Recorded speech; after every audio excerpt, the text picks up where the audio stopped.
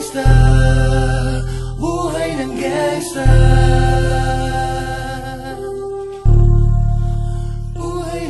Pumasok ng gangsta sa edad ko 14 years old. Tinagap ko 30 second na soccer matay blindfold. Halos sumabog kay shoulder, tiklop ko para folder. Hindi naman soldier pero ang war is not over. Aking burn ay forever, nasa magkabilang daliri. Mga tusok ng karayo, marka ng mananatili. Alam ko mali pero buhay ko dito naging makulay.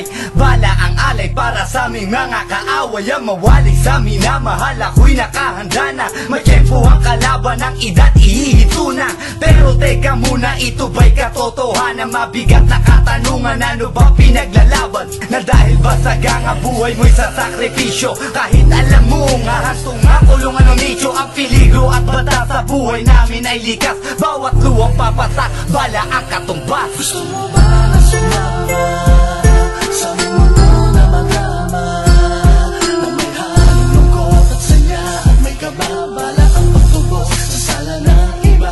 Ang kaligtasan sa isa't isa inasa. Yan ang buhay ng gangsta, yan ang buhay ng gangsta, buhay ng gangsta.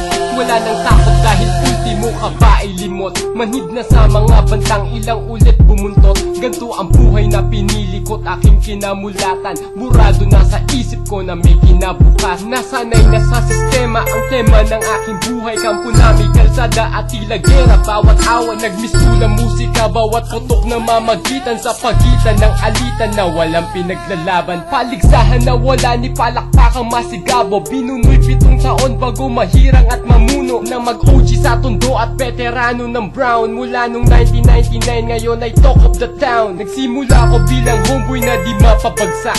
Ni hindi ko ininda ang natamong 5 saksak. Ang mapahamak ay alam ko na't akin ang inasahan. Ang pagdanak ng dugo sa aming mundo'y di maiwasan. Gusto mo ba na sumama sa mundo na magama, na may halong lungkot at saya at may kababala ang pagtubos sa sala ng iba? Ang kaligtasan sa isa't isa inasa. Yan ang buhay ng gangsta, yan ang buhay ng gangsta, buhay ng gangsta.